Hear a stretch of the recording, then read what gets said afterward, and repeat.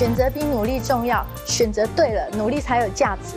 我的人生曾经有2次的归零，让我陷入低潮。幸好我选择了普众，才有现在幸福圆满的人生哦。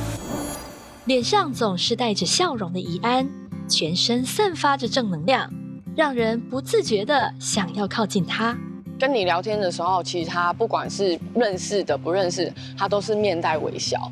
只要有他在，然后就会有很多欢笑声。有他在，就像有阳光进来这样子啊。我觉得他是一个包容性很强，然后很愿意接受每一位伙伴建议的一个领导者。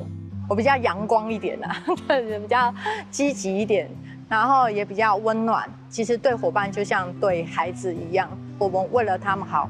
其实我还是会很勇敢的去告诉他们应该要调整的事情，但是我不会让伙伴觉得不舒服。伙伴眼中的怡安总是表现得从容又自在，其实他并非无所畏惧，但为了梦想，他愿意不断调整自己。他都永远就是跑在前面，然后示范给我们看，然后告诉我们说可以这么做。我相信在他的内心里面，他应该也是很害怕。当我知道我要当领头羊的时候，我就哭了，因为我觉得这对我来讲压力好大，责任好重。因为我很想要普众这份事业，然后很想要照顾我想要照顾的家人，对，然后我也很想要让我的伙伴他们可以跟我一样，因为很想要，所以全力以赴。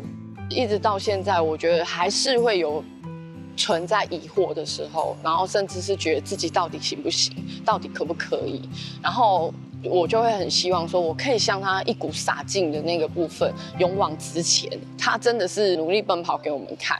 怡安的勇敢与坚持感染了所有的伙伴，让大家更愿意跟着他一起改变。他用他的成功的跟失败的经验，然后再带领着所有每一个人。他很愿意就是为每个伙伴量身定制，去规划他们未来的每一步。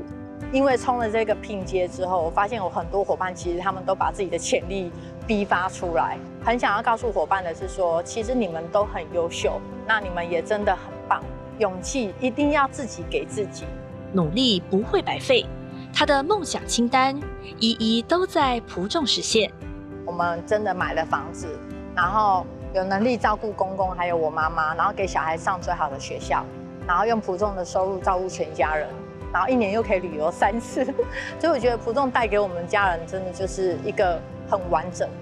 承担可以给人力量，而成功的关键就在于是否拥有承担的勇气。